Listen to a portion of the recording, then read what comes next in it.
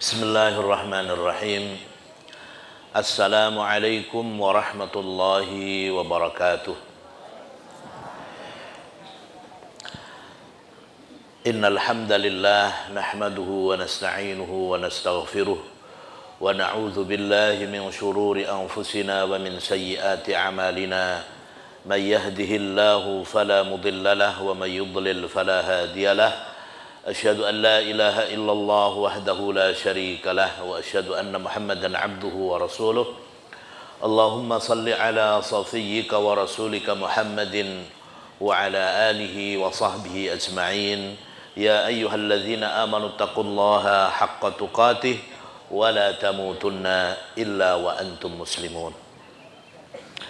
Alhamdulillah, jamaah pengajian Ahad pagi Al-Azhar yang saya muliakan, Ketua Takmir Masjid Al-Azhar dan pengurus pengajian Ahad pagi dan staf segenap pengurus PCM dari Kecamatan Mojokerto sini Pak ya, Mojosari, yang kami muliakan, dan segenap jamaah pengajian Ahad pagi yang alhamdulillah senantiasa istiqamah datang untuk menimba ilmu setiap Ahad pagi. Mudah-mudahan selalu bertambah ilmunya dan bertambah ketakwaannya kepada Allah. Amin ya rabbal alamin. Alhamdulillah, kita mengucapkan segala puji bagi Allah subhanahu wa ta'ala, karena di tengah kesibukan manusia di Ahad pagi ini, kita termasuk yang dipilih Allah untuk menimba ilmu, untuk menuntut ilmu. Dan ini adalah karunia yang besar. Maka kita mengucapkan Alhamdulillah. Ibnul Qayyim Al-Jauziyah rahimahullah, beliau menyampaikan bahwa seseorang itu andai kata dikasih oleh Allah dunia ini dan seisinya. Jadi bukan hanya dikasih mobil, rumah, sawah, perusahaan, bukan Pak. Seluruh dunia dan seisinya. Diberi rizki semuanya ini. Alam semesta dibuat oleh Allah sebagai rizki untuk orang tersebut. Satu orang. Lalu orang ini mengucapkan Alhamdulillah. Kata beliau apa? Nikmat mengucapkan Alhamdulillah, ilham untuk bisa mengucapkan Alhamdulillah ini nikmat yang lebih besar daripada nikmat dunia dan seisinya. Ya, kita bisa mengucapkan Alhamdulillah. Seandainya dikasih dunia dan seisinya, masih lebih mulia, lebih agung nikmat bisa mengucapkan Alhamdulillah. Karena apa? Ibnul Qayyim Al-Jauziyah rahimahullah mengatakan, karena nikmat dunia itu fana, akan binasa, akan hancur, akan selesai. Sementara thawabu Alhamdulillah, pahala dari mengucapkan Alhamdulillah itu tetap ada, tetap tersimpan di sisi Allah subhanahu wa ta'ala. Maka jangan pernah lupa setiap mendapat nikmat untuk selalu mengucapkan Alhamdulillah. Termasuk nikmat kita bisa melangkahkan kaki di pengajian Ahad pagi ini, di saat orang lain lupa dengan Allah, di saat orang lain mungkin sedang jalan-jalan, mungkin dia sedang main dan yang seterusnya, urusan dunia. Alhamdulillah, kita saat ini sedang menuntut ilmu, yang ini merupakan karunia besar dari Allah untuk kita agar tetap selalu ingat kepada Allah subhanahu wa ta'ala. Bapak Ibu sekalian rahimani wa rahimakumullah, insya Allah tema kita yaitu tentang istiqamah di atas jalan ketaatan. Istiqamah artinya kita betul-betul ajak, selalu tetap berusaha untuk mentaati Allah Subhanahu wa taala sepanjang masa, seterusnya, selama-lamanya, tidak berhenti, selalu berusaha taat kepada Allah Subhanahu wa taala. Di dunia ini cuman ada dua jalan. Cuman ada berapa? Dua jalan. Yaitu jalan ketaatan, kemudian jalan kesesatan. Jalan kedurhakaan. Jalan al-haq, dan kemudian yang kedua jalan al-batil. Atau jalan apa Pak? Yang lainnya jalan apa? Jalan yang terang benderang dengan jalan kegelapan. Ujungnya sekali ya, itu apa Pak? Jalan surga dengan jalan neraka. Cuma ada dua itu. Di dunia ini semuanya terbagi dua ya. Ya Allah berfirman, wa anna hadza sirati mustaqima fattabi'uhu wa la tattabi'us subula fatafarraqa bikum an sabilih. Ya. Inilah jalanku yang lurus, kata Allah. Wa anna hadza sirati mustaqima. Para ulama menafsirkan sirati mustaqima yaitu dini mustaqima. Inilah jalan agamaku yang lurus. Oleh karena itu ikutilah yang lurus ini, jangan mengikuti jalan-jalan yang lain supaya kalian tidak tercerai-berai. Allah menegaskan agar kita lurus di atas jalan Islam. Karena inilah jalan yang mengantarkan insya Allah ke surga Allah Subhanahu wa ta'ala. Bapak Ibu sekalian, sekarang pertanyaannya, pilih yang mana? Jalan ketaatan atau jalan kedurhakaan? Jalan ketaatan. Dan ini kita sudah komitmen, ya Allah kami memilih jalan taat, memilih siratal mustaqim, sehingga selalu kita berdoa, ihdinas siratal mustaqim, ya Allah berikan kami jalan yang lurus. Jadi kita tidak mau jalan yang bengkok, jalan lurus sampai menuju surga Allah Subhanahu wa ta'ala. Sudah kita sepakat milih jalan ketaatan kepada Allah Subhanahu wa ta'ala. Ini poin pertama, bahwa jalan ada dua dan kita hanya milih satu jalan, yaitu jalan ketaatan kepada Allah Subhanahu wa ta'ala. Nah, jalan ketaatan itu nanti yang akan mengantarkan kita insya Allah semuanya masuk surga. Baik, pertanyaannya Bapak Ibu sekalian, masuk surga, kita semuanya ini nanti akan masuk surga atau enggak Bu? Ya, akan masuk surga apa gimana? Ya, mau masuk surga Pak? Enggak mau? Mau. Semuanya mau masuk surga. Ya benar Pak ya? Alhamdulillah, betul semuanya mau masuk surga. Dan Nabi memastikan semua umatnya itu pasti masuk surga. Insya Allah. Apa dalilnya? Nabi SAW menegaskan dalam hadis sahih riwayat Imam Bukhari dari sahabat Abu Hurairah, kullu ummati yadkhulunal jannah illa man aba. Qalu wa man ya'ba ya Rasulullah? Man ata'ani dakhalal jannah wa man asani faqad aba. Kama qala sallallahu alaihi wasallam. Nabi sallallahu alaihi wasallam menegaskan semua umatku pasti masuk surga. Ya, semuanya akan masuk surga.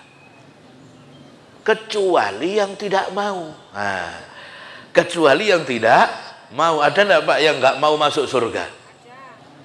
Ada ya. Subhanallah.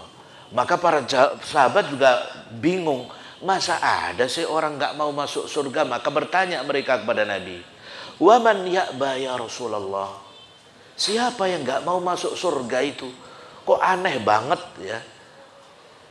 Maka Nabi menjawab, luar biasa jawaban Nabi ya, merupakan kalimat singkat padat tapi sangat mendalam maknanya. Man ata'ani dakhalal jannah. Siapa yang taat kepadaku pasti masuk surga. Wa man asani, dan siapa yang maksiat durhaka, tidak mau taat kepadaku, faqad aba, dialah orang yang tidak mau masuk surga. Ya Allah.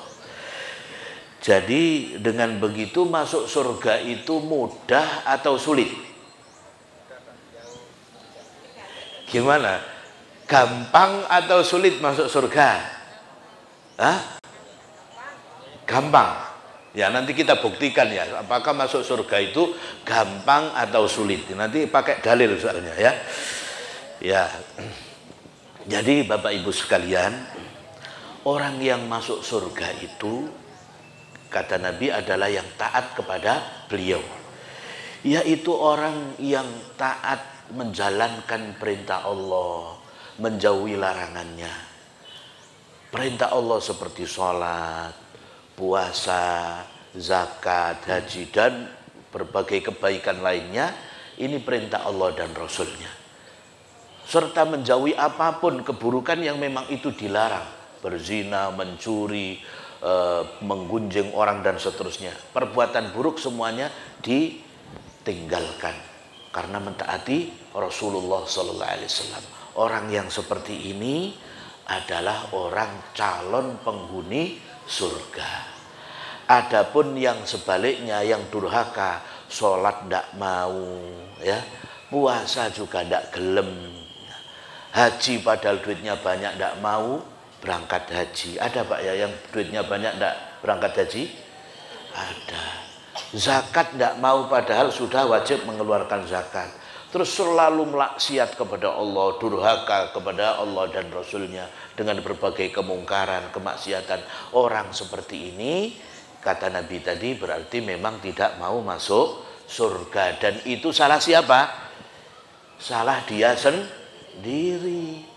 Karena lebih memilih jalan kesesatan, ya, jalan menuju neraka.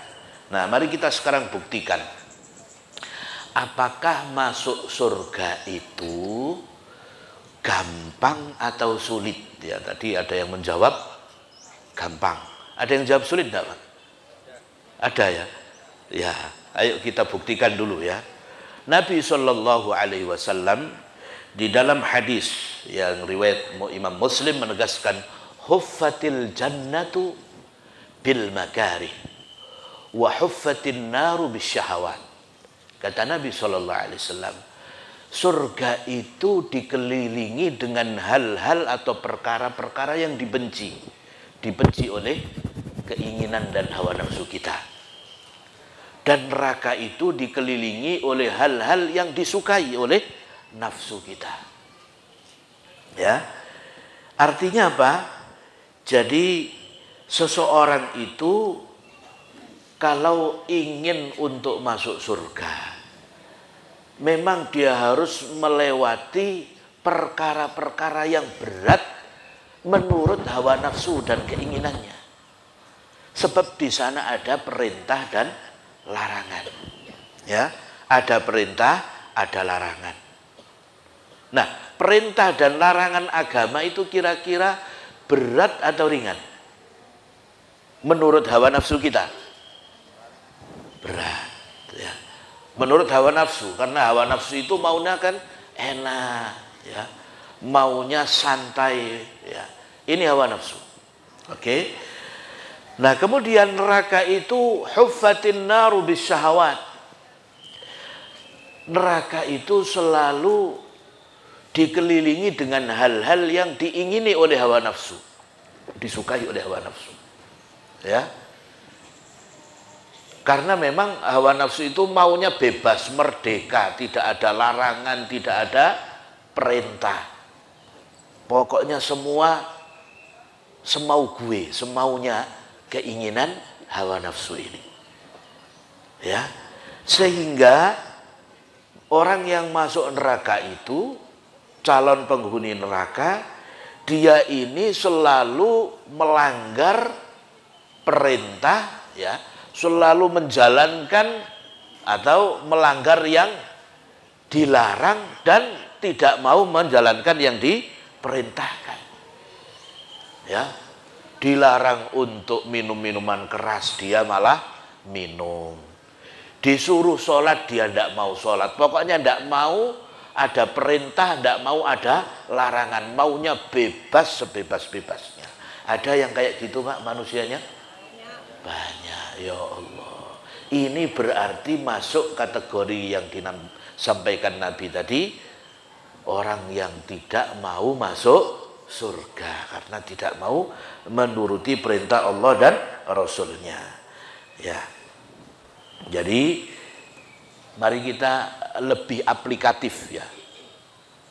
Menjelaskan hadis ini lebih aplikatif lagi menurut yang disampaikan oleh Syekh Profesor Dr. Abdul Razak, seorang guru besar di Universitas Islam Madinah dan pengajar di Masjid Nabawi. Beliau memberikan contoh aplikatif supaya lebih jelas tentang hadis ini. Ya, bahwa surga itu dikelilingi dengan hal-hal yang dibenci oleh nafsu kita dan neraka itu dikelilingi dengan hal-hal yang disukai oleh hawa nafsu kita. Mari kita lihat contohnya. Ketika azan subuh atau sholat apa saja, maghrib, isya, subuh dan yang lainnya.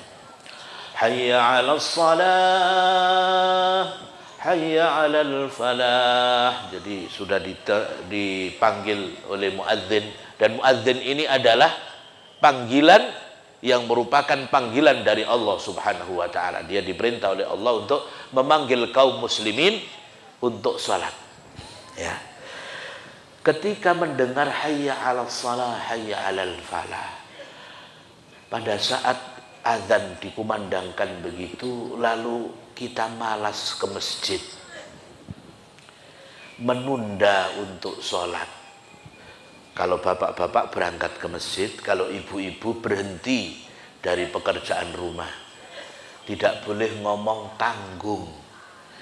Nah, ketika kita mendengar azan, lalu ada perasaan malas menunda-nunda salat, bahkan benci, oh ini kok sudah subuh padahal masih apa?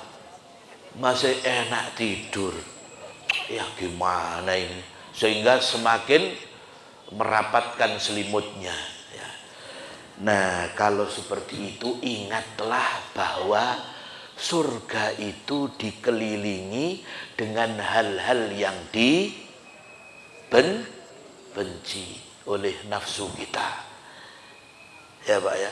Sehingga oh ya, kalau saya mau masuk surga ya meskipun berat saya harus segera bangkit untuk wudhu kemudian berangkat ke masjid. Ibu-ibu juga demikian.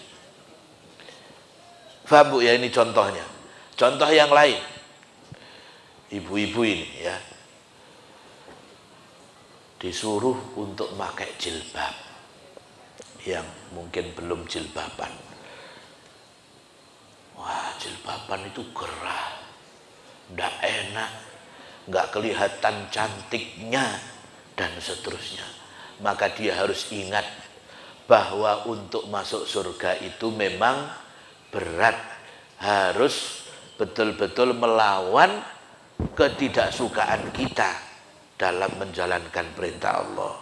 Kalau masuk surga ya pengen masuk surga ya begitu, harus melawan hawa nafsu, taat kepada Allah. Perintahnya Allah menutup aurat ya, untuk berjilbab ya, maka dilaksanakan. Kalau tidak melaksanakan berarti tidak mau masuk surga ya.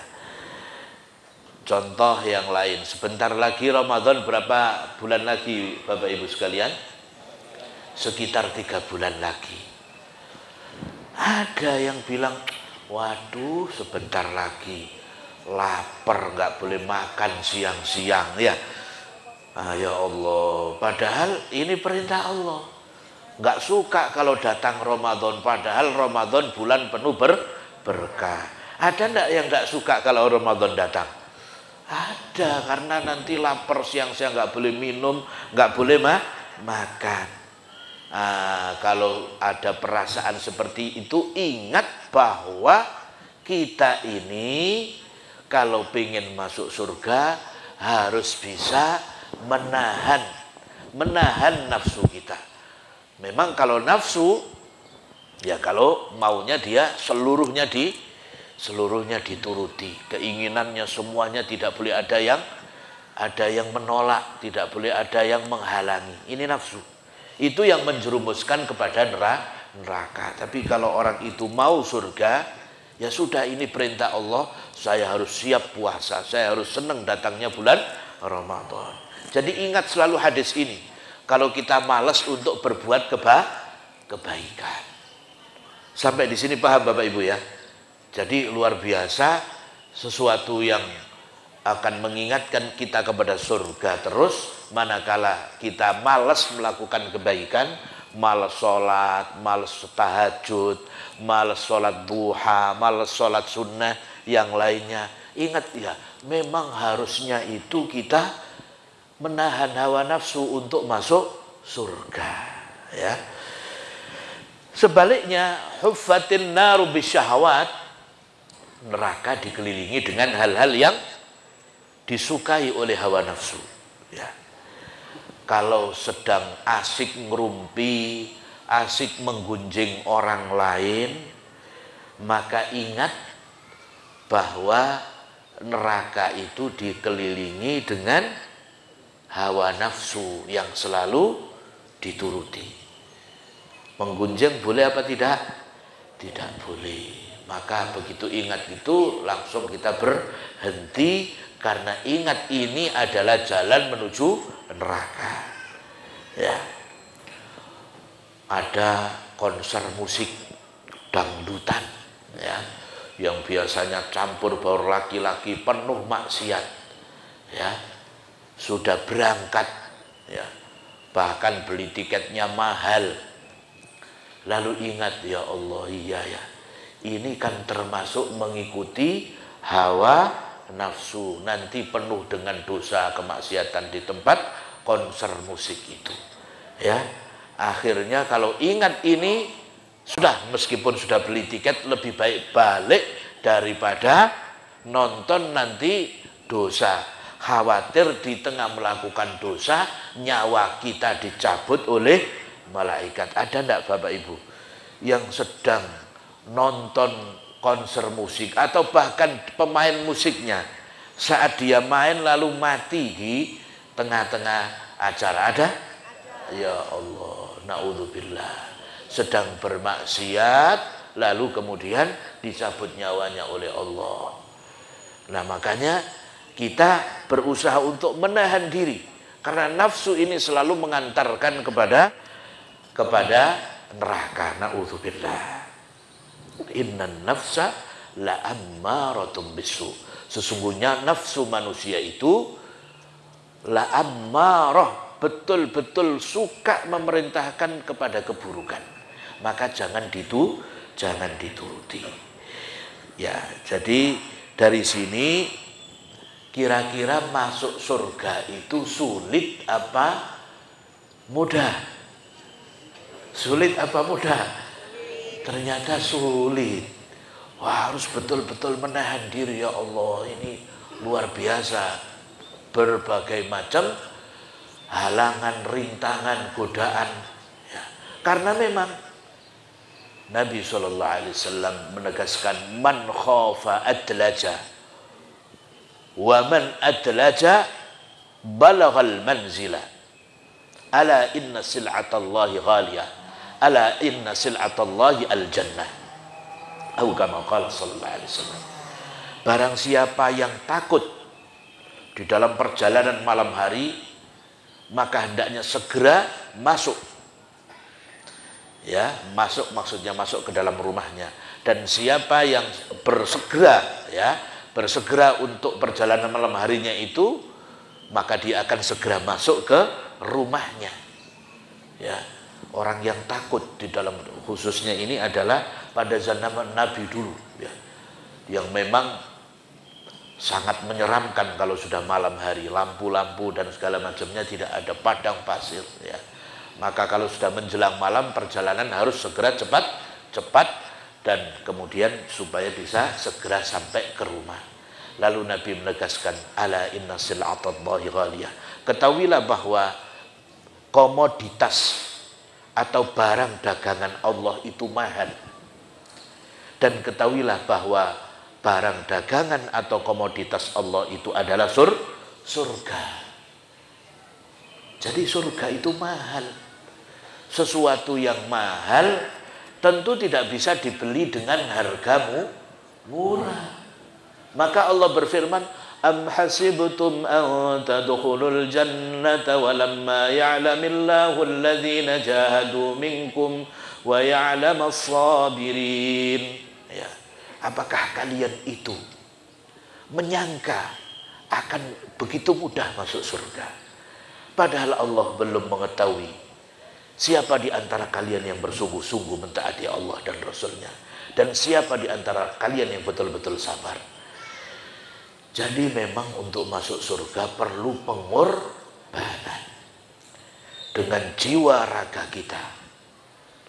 Ya. Jadi kita ini kalau mau masuk surga wajib siap berkorban, siap dengan segala kesabaran. Sabar mentaati Allah, sabar dalam menjauhi larangan Allah, ya, sabar ketika Allah memerintahkan seperti sholat, zakat, puasa, sabar untuk terus menjalankan ketaatan itu. Kemudian sabar juga dalam berusaha untuk tidak menjalankan atau tidak melanggar larangan Allah, ya, tidak makan yang haram, tidak berzina, tidak mencuri dan seterusnya.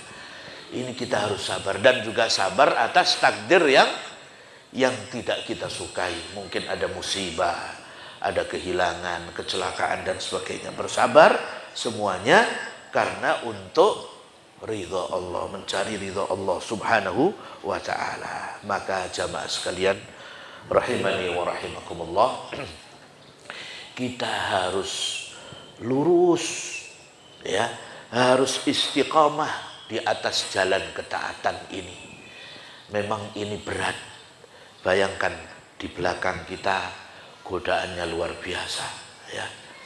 Di depan kita mungkin kanan kiri kita juga demikian. Tapi kita tetap harus istiqamah, ya, di tempat ini untuk menuntut ilmu, untuk meningkatkan iman kita, untuk bisa mendekatkan diri kepada Allah subhanahu wa ta'ala. Nah, kita harus istiqamah dan berusaha kumpul dengan orang-orang yang saleh. Coba kalau kumpul di lapangan sana atau di jalan-jalan sana, apakah kita jadi ingat Allah, jamaah sekalian? Ingat Allah enggak kalau ketika kita kumpul di lapangan, jalan-jalan itu? Enggak, sulit, kecuali orang yang dirahmati oleh Allah. Maka hendaknya kita ini berkumpul bersama orang-orang saleh, berkumpul bersama orang-orang yang baik, ya. Meskipun kita mungkin belum saleh. Dari bapak-bapak ibu sekalian ini sudah saleh semua atau gimana ini? Masih berusaha jadi orang saleh. Takut ngaku sudah saleh nanti jadi mantan orang saleh. Nah, lebih baik terus berusaha menjadi orang saleh. Ya. Jadi ini penting. Kita bergabung bersama orang-orang saleh. Suatu ketika ada seorang sahabat bertanya kepada Nabi, "Ya Rasulullah, mata sa'ah? Ya Rasulullah, kapan sih datangnya hari kiamat itu?" Ya. Maka Nabi balik bertanya, "Apa yang kamu sudah persiapkan untuk hari kiamat itu? Wa ma a'datta laha? Apa yang sudah kamu siapkan untuk hari kiamat tersebut?" Orang itu mengatakan, "Saya tidak banyak ya Rasul, hanya saya cinta kepada Allah dan Rasulnya." Maka Nabi langsung menyampaikan, "Anta ma'aman ahbab." Kamu akan bersama orang yang kamu cintai.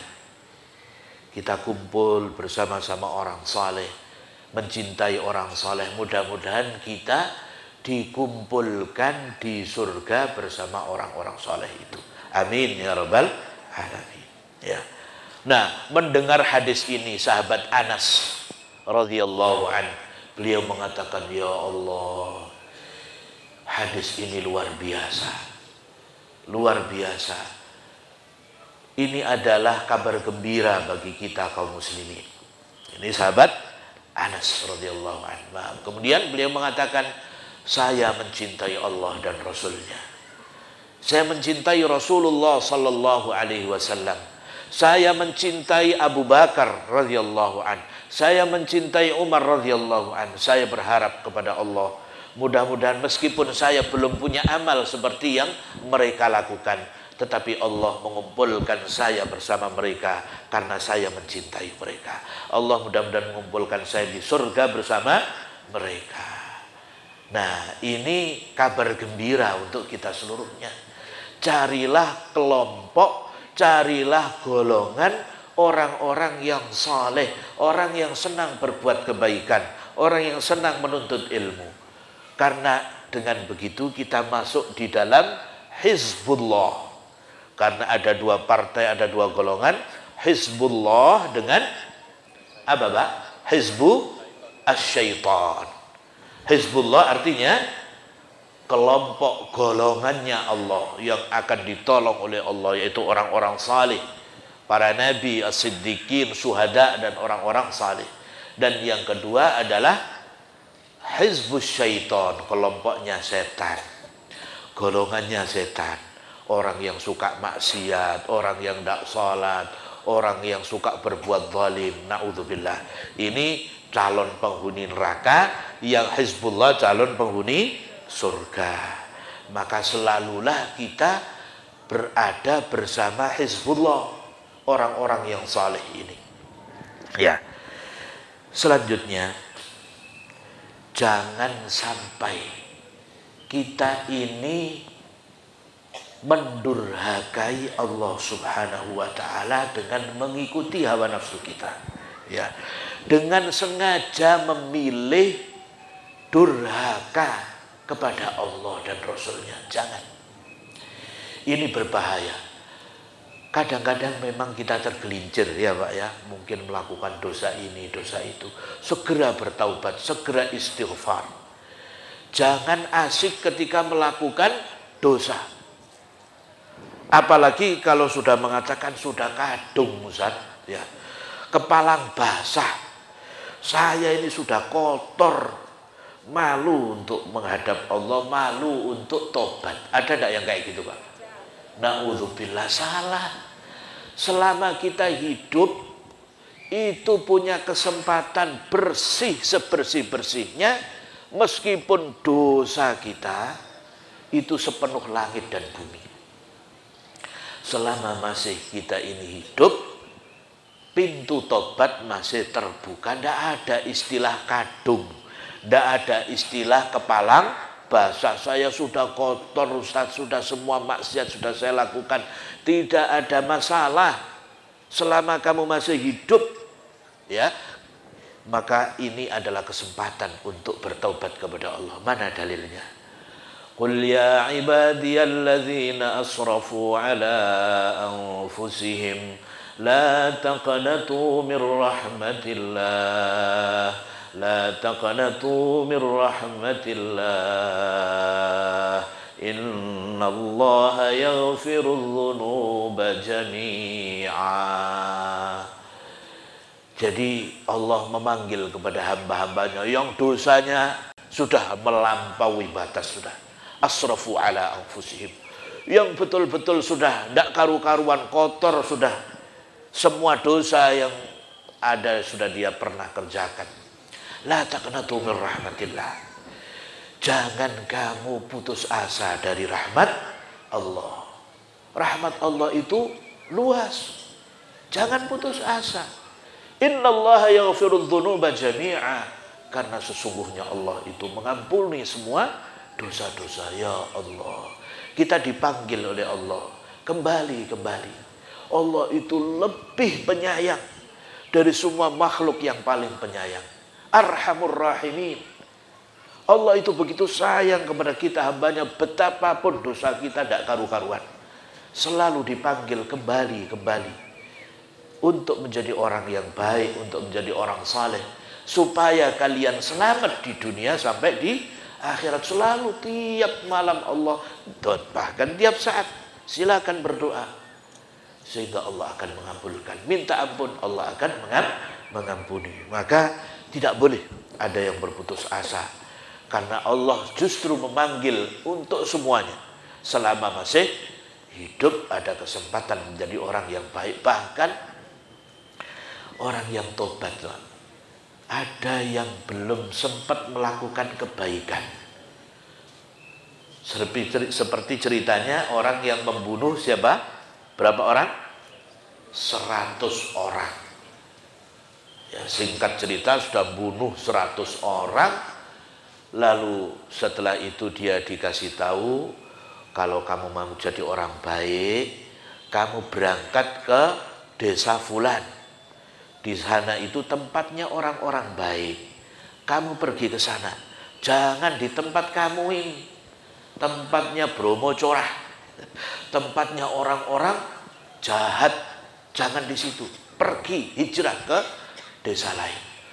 Begitu dia sudah berangkat, di tengah jalan meninggal dunia.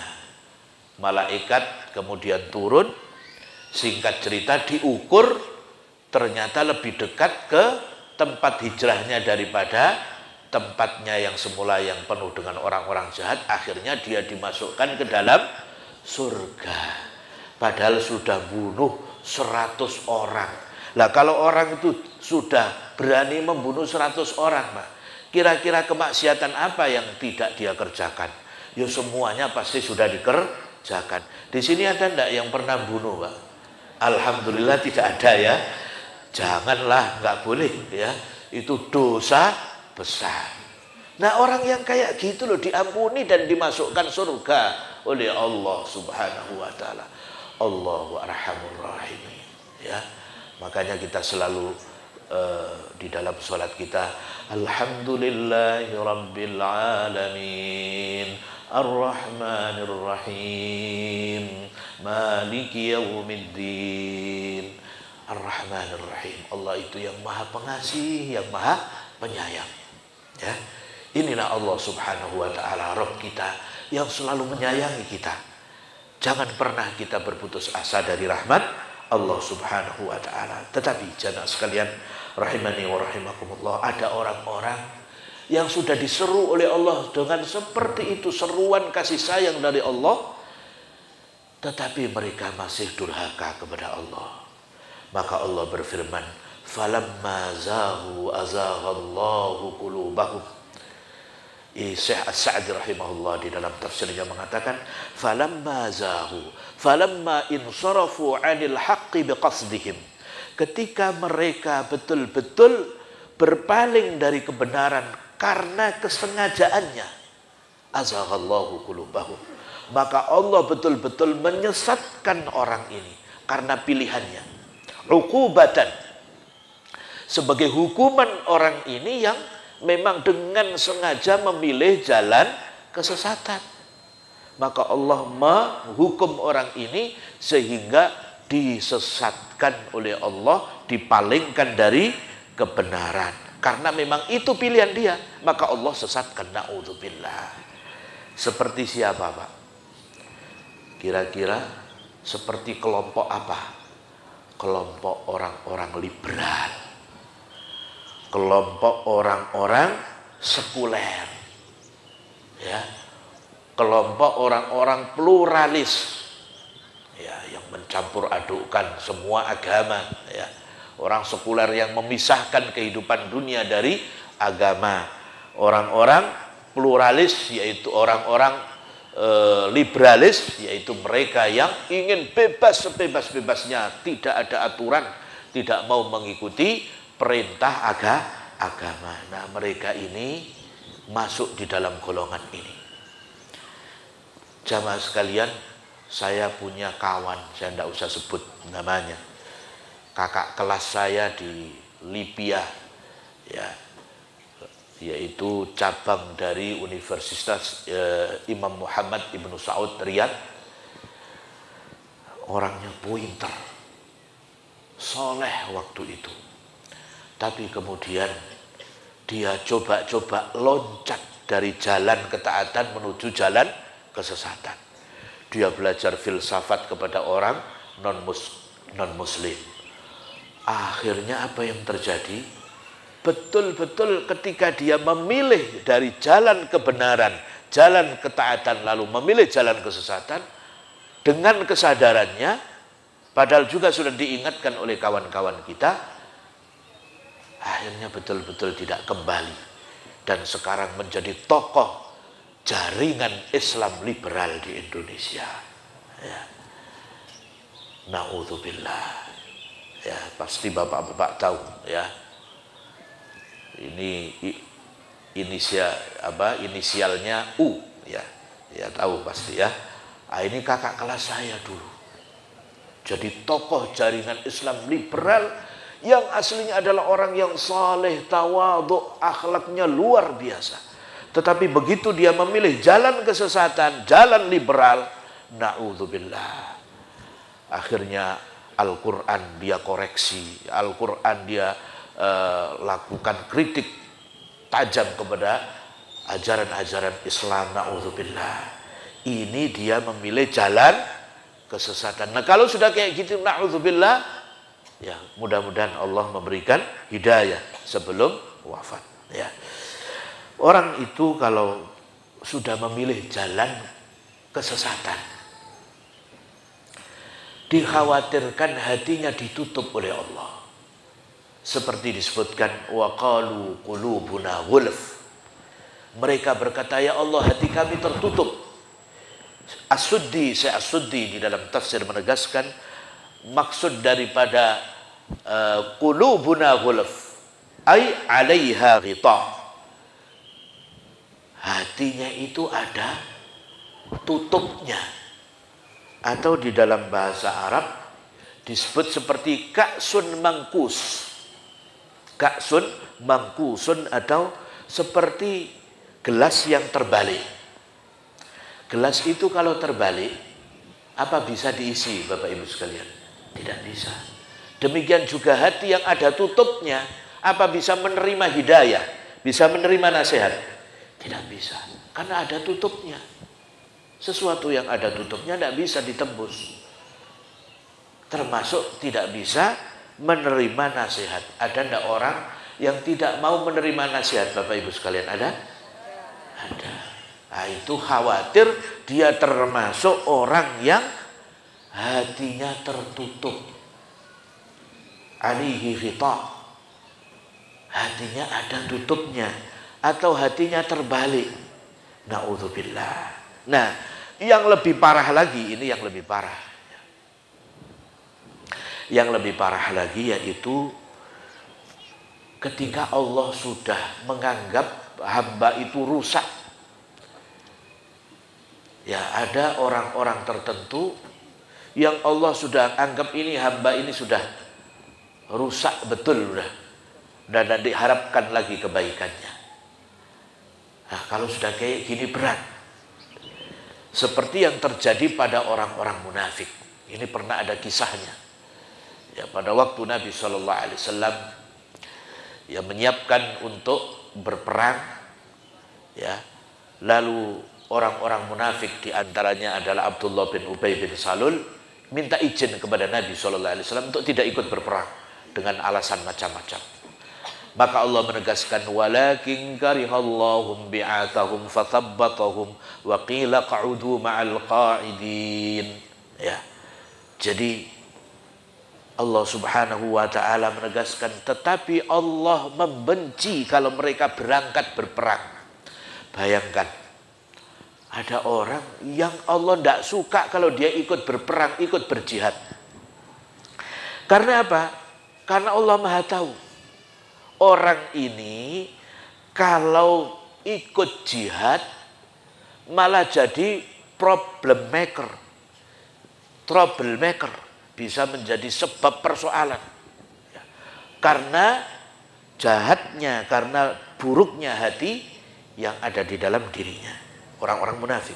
Sehingga Allah tidak suka kalau orang-orang munafik ini ikut berangkat berperang. walakin karihallahum bi'atsahum fathabbatahum, maka Allah membuat mereka berat untuk berangkat jihad. Ya, naudzubillah Pak ya, jangan sampai di antara kita ini ya ada orang Islam yang kalau sholat, kalau berangkat pergi jamaah Allah tidak suka. Ya. Ini berat ini. Karena apa? Sudah diketahui bahwa dia adalah orang munafik. Orang yang suka untuk menampakkan keimanannya, tetapi pada hakikatnya dalam hatinya adalah kekufuran, ingkar kepada Allah Subhanahu wa taala. Walakin karihallahum bi'atsahum fathabbatahum. Allah membuat dia berat untuk berangkat jihad, berat untuk melakukan kebaikan. Wa qila qa'udu ma'al qa'idin. Jadi jamaah sekalian, yang duduk atau yang tidak ikut berperang itu siapa? Ibu-ibu, anak-anak, orang-orang yang sakit, orang-orang yang lemah. Nah, orang-orang dari kalangan munafik ini Allah tidak suka kalau mereka berangkat berperang. Nah, kalau yang seperti ini sudah menjadi bahaya besar kalau terjadi, kalau orang itu dibenci Allah sejak di dunia. Naudzubillah. Oleh karena itu jamaah sekalian rahimani wa rahimakumullah, Ibnu Rajab rahimahullahu taala beliau menegaskan, man sammama ala iradatil khair a'anahu Allah wa thabbatah. Siapa yang mendesain, sammama itu bahasa Arab artinya mendesain. Siapa yang mendesain dalam dirinya untuk melakukan kebaikan, untuk menginginkan kebaikan, maka Allah akan memberikan kepada dia pertolongan dan meneguhkan untuk bisa melakukan kebaikan itu. Maka kita perlu jamaah sekalian rahimani wa rahimakumullah meniatkan dan bercita-cita terus untuk menjadi orang yang terus istiqamah di atas jalan ketaatan. Niat untuk berbuat baik. Jangan pernah punya niat berbuat buruk. Niat untuk selalu mentaati Allah dan Rasulnya. Selalu berdoa, Rabbana la tuzigh qulubana ba'da idh hadaitana wa hab lana min ladunka rahmah innaka antal wahhab. Ya Allah, jangan engkau palingkan hati kami setelah engkau memberikan petunjuk kepada kami, dan berikanlah kepada kami rahmat, sesungguhnya engkau adalah maha pemberi. Jamaah sekalian rahimani wa rahimakumullah. Oleh karena itu hendaknya kita selalu menjaga niat kita, niat untuk selalu di atas jalan ketaatan. Ya, niat ini penting. Meskipun mungkin kita belum mampu untuk menjalankan semuanya, kadang-kadang tergelincir. Dan jangan pernah berputus asa untuk kemudian selalu istighfar, minta ampun kepada Allah Subhanahu wa ta'ala. Ya. Apabila kita berdosa, tergelincir, langsung kita beristighfar. Ya, meminta ampun kepada Allah Subhanahu wa ta'ala. Kalau bisa langsung sholat 2 rakaat, sholat untuk minta ampun kepada Allah Subhanahu wa ta'ala atas dosa yang kita lakukan. Imam An-Nawawi rahimahullahu ta'ala menegaskan, seseorang itu apabila dia melakukan dosa, kemudian dia meminta ampun kepada Allah, dia akan diampuni oleh Allah Subhanahu wa ta'ala. Ya. Bagaimana kalau dia melakukan itu kemudian setelah tobat masih melakukan lagi? Gimana hukumnya? Kata orang tobat sambal ya. Itu gimana? Habis melakukan itu dosa, tobat, kemudian kembali lagi melakukan dosa yang sama, tobat lagi, lalu mengembalikan lagi, menjerumuskan dirinya kepada dosa itu. Gimana hukumnya ibu-ibu? Bapak-bapak gimana? Ya, tobat lombok ya. Nah, bagaimana hukumnya? Tobatnya diterima enggak? Ya, jamaah sekalian, memang tobat itu syaratnya dia meninggalkan perbuatan dosa itu. Dia menyesal dan berjanji untuk tidak melakukannya kembali. Ini syarat secara umum. Tetapi, dan kalau yang terkait dengan hak adami, misalnya ngambil uang orang lain, maka dia harus mengembalikan. Ya. Tetapi jamaah sekalian rahimani wa rahimakumullah, Allah itu maha pengampun. Ya. Allah maha pengampun. Jadi selama kita masih hidup di dunia dan kita masih tetap punya niat berbuat baik, tapi seringkali kemudian tergoda dan tidak bisa mempertahankan sehingga jebol nafsu kita, lalu kalah oleh pertahanan iman kita kalah oleh nafsu kita, tetapi masih punya niat untuk terus berbuat baik, teruslah bertaubat kepada Allah. Bahkan Imam Nawawi menegaskan, orang itu meskipun mengulangi dosa yang sama 100 kali, bahkan 1000 kali pun atau lebih, lalu dia kemudian setiap kali melakukan kesalahan itu, dosa itu, lalu selalu bertaubat kepada Allah, dia akan diampuni dosanya oleh Allah Subhanahu wa ta'ala. Tapi ini jangan jadi alasan, enak ya kayak gitu ya, enak habis dosa kita tobat, habis itu dosa lagi tobat. Sekarang pertanyaannya, apakah kita bisa menjamin pada saat melakukan dosa itu masih hidup? Pertanyaannya di situ.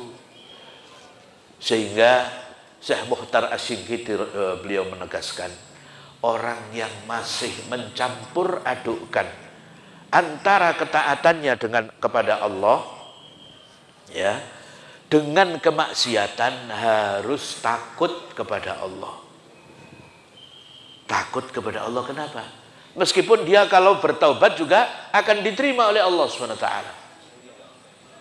Kenapa takut? Ya tadi, jangan-jangan orang yang mencampur adukkan antara ketaatan dengan dosa ini, justru dia dicabut nyawanya pada saat melakukan dosa. Nah, dari sini jadi mikir, iya ya kalau gitu ya ndak aman juga, ya toh. Boleh kita 1000 kali dosa, 1000 kali diampuni. Silakan kalau nantang. Kalau Allah itu maha tahu, Pak, ya. Wah, ini kesempatan ini. Allah tahu hati kita ini, Allah tahu. Tapi kalau ada orang yang memang betul-betul lemah hatinya dan niat dia baik betul-betul, ya Allah saya ini kepengen taat kepadamu, pengen masuk surga, tapi saya ini seringkali kalah, iman saya seringkali kalah dengan hawa nafsu saya, Allah, terus tobat kepada Allah. Itu Allah maha tahu, ya, Allah maha tahu. Jadi orang yang sengaja untuk terus melakukan kemaksiatan karena ada pengampunan, dengan mengatakan ini kesempatan, beda dengan orang yang memang ketika terjerumus, terpeleset, itu betul-betul dia tidak berdaya dan dia selalu minta kepada Allah. Maka jamaah sekalian, kita perlu selalu berdoa kepada Allah. Memang berat, surga itu berat. Untuk dapat surga itu gimana wong surga itu, Pak, ya? Di dalam surga itu kata Nabi, mala ainun ra'at wala udhunun sami'at wala khatara ala qalbi bashar. Kenikmatan surga itu tidak pernah dilihat oleh mata, tidak pernah didengar ceritanya oleh telinga, dan tidak pernah terdetik dalam hati manusia. Silahkan berkhayal tentang keindahan, kenikmatan yang paling nikmat, yang paling indah, tidak pernah 1/1000-nya untuk sampai kepada keindahan surga Allah Ta'ala. Gimana kita bisa membayangkan kerudungnya bidadari surga itu, ibu-ibu, ya, lebih indah, lebih baik daripada dunia dan seisinya. Kerudungnya loh, lah gimana orangnya, ya. Sehingga disebutkan andai kata bidadari dunia itu turun ke bumi, maka orang yang melihatnya itu pasti terkesima karena kecantikan sampai mati. Saking terkesimanya, kan orang itu dapat misalnya grand prize, dapat mobil, padahal dia orang kampung biasa naik sepeda, dapat grand prize mobil. Ada Pak ya yang sampai pingsan, ya toh? Pingsan. Lah ini bidadari surga turun dari, jadi jangan seperti cerita-cerita yang ada itu bidadari turun dari kayangan Joko Tarub ya. Itu bohong semua itu. Itu cerita rakyat, tidak sesuai dengan sunnah, tidak sesuai dengan Al-Quran dan hadis. Karena kalau bidadari tidak mungkin tuh turun. Umpama turun mati kabeh Pak ya. Saking cantiknya. Ya, luar biasa surga Pak. Dan di sana tidak ada tidur. Bukan karena insomnia, nggak bisa tidur karena sakit, enggak. Karena orang tidur itu sebabnya apa, Pak? Pegel, kecapean. Di surga nggak ada capek. Selalu menikmati semuanya, nggak ada larangan. Lah, seperti nafsu manusia di dunia itu ya. Orang di dunia itu yang pengen mengikuti semua nafsunya, seluruhnya dia makan, seluruhnya dia nikmati. Tapi kalau di dunia ya capek, makan pun bisa capek. Bahkan silakan makan yang paling enak selama sebulan atau setahun, kira-kira jadi apa? Ya sudah, diabetes macam-macam ya. Kalau di surga tidak ada diabetes ya. Tidak ada asam urat, tidak ada tidur, tidak ada kencing, tidak ada WC, tidak ada Pak. Kalau di sini dikit-dikit yang sudah 60 tahun ya Pak ya, dikit-dikit ke WC ya. Nah nanti kalau di surga tidak ada WC, tidak ada yang kotor-kotor, tidak ada.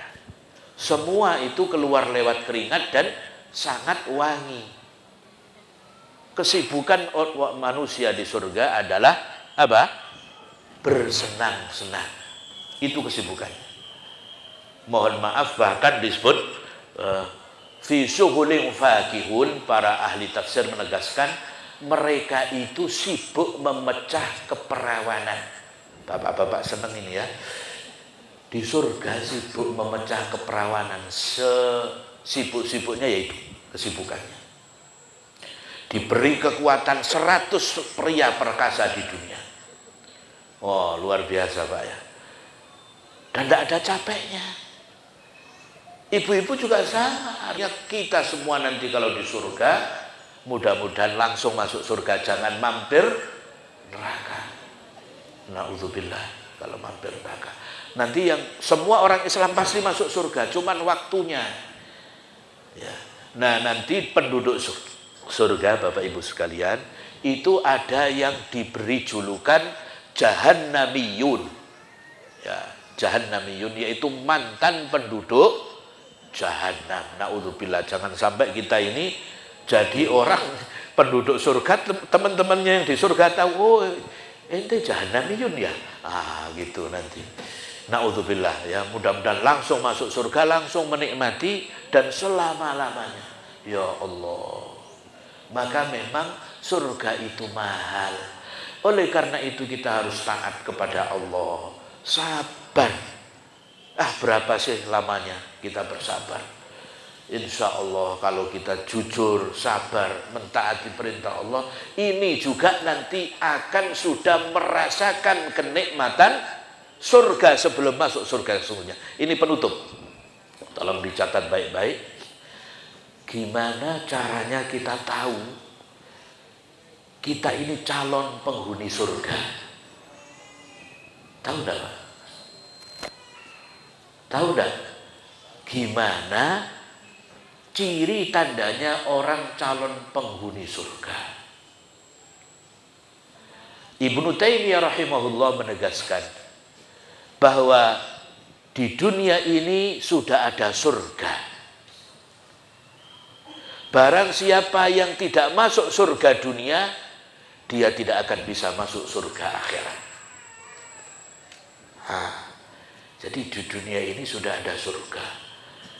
Barang siapa yang tidak bisa masuk surga dunia, maka tidak mungkin bisa masuk surga akhirat. Ini gimana maksudnya? Berarti orang miskin-miskin ini calon penghuni neraka dong, gitu Bu. Kan surganya di dunia ini gimana Pak? Orang yang kaya, orang yang banyak mobilnya, rumahnya mewah, atau bagaimana? Bukan. Bapak Ibu sekalian, surga dunia itu adalah mereka yang memiliki iman yang tangguh, iman yang kuat. Dia itulah yang merasakan surga dunia. Tidak ada yang dia takuti kecuali Allah Subhanahu wa ta'ala. Dia yakin betul, tawakal betul kepada Allah. Luar biasa orang yang seperti ini. Ini sudah merasakan surga dunia. Orang yang kaya raya, yang terkenal, apakah betul mereka sudah merasakan surga dunia? Tidak. Bahkan mereka itu merasakan kesengsaraan dunia. Kelihatannya saja mewah, tetapi batinnya menjerit menangis. Karena yang memberikan keamanan, ketentraman, kebahagiaan siapa? Allah Subhanahu wa ta'ala. Dan itu hanya bisa diterima oleh yang betul-betul beriman secara sempurna, sejati kepada Allah Subhanahu wa ta'ala. Alladzina amanu wa lam yalbisu imanahum bidzulmin ulaika lahumul amnu wa hum muhtadun. Orang-orang yang beriman dan tidak mencampur adukkan imannya dengan kesyirikan, mereka adalah orang-orang yang diberikan keamanan, diberikan ketenangan, kebahagiaan, dan mereka orang-orang yang dapat petunjuk. Ala bidzikrillahi tatmainnul qulub. Ketahuilah bahwa dengan berzikir kepada Allah, hati menjadi tenang. Orang yang jauh dari Allah tidak ada ketenangannya. Dia mencari ketenangan lewat apa, Pak? Narkoba. Supaya apa? Supaya fly. Lupa dengan seluruh persoalan dunia. Akhirnya kecanduan. Lihat artis-artis itu, ya. Mereka seolah-olah dalam keadaan bahagia, dalam keadaan penuh kemewahan dunia. Gersang. Karena kebahagiaan sejati surga dunia adalah dengan beriman kepada Allah Subhanahu wa ta'ala.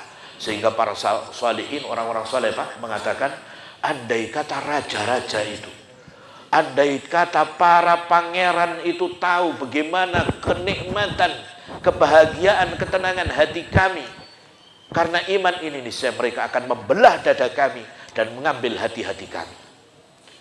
Ketenangan yang luar biasa yang Allah berikan kepada orang yang beriman.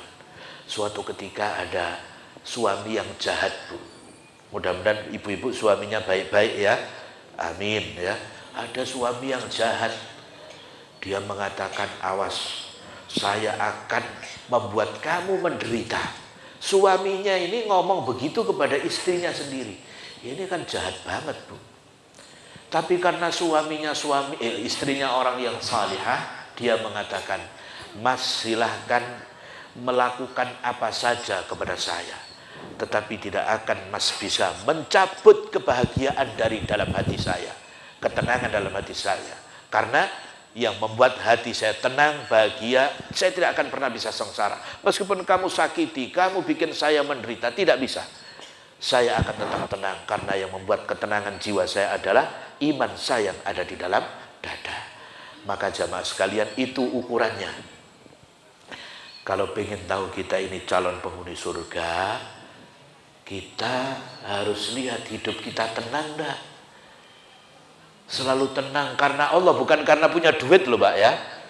Kalau tenangnya karena duit ini lain ya. Ya, semua orang tenang karena duit, tetapi kalau tenangnya karena Allah, ya, tenangnya karena dia selalu ingat Allah, ala bidzikrillah tatmainnul qulub, maka ini tanda dia sebagai orang yang penghuni surga dunia dan nanti akan masuk surga akhirat. Itu tandanya ya. Tetapi kalau ada orang sebaliknya, sedikit lagi, kalau ada orang hidupnya kok sumpek aja ya, selalu tengkar sama suaminya, apa-apa juga selalu masalah dengan tetangganya, dengan teman di kantornya, stres, depresi, pokoknya nggak pernah tenang hidupnya, padahal dia orang Islam. Hati-hati, Pak ya. Ini tanda-tanda ya. Tanda-tanda calon orang yang tidak merasakan surga dunia. maka terimalah hidup ini. Terimalah qanaah dengan apa yang Allah bagikan.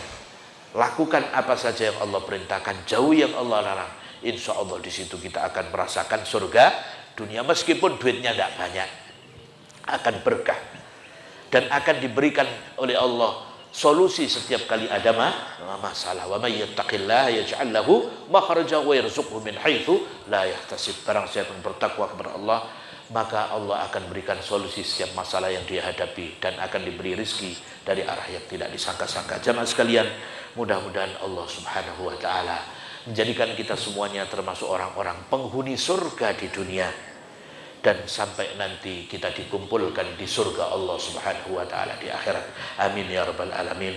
Barakallahu fikum. Mohon maaf kalau ada kata yang kurang berkenan.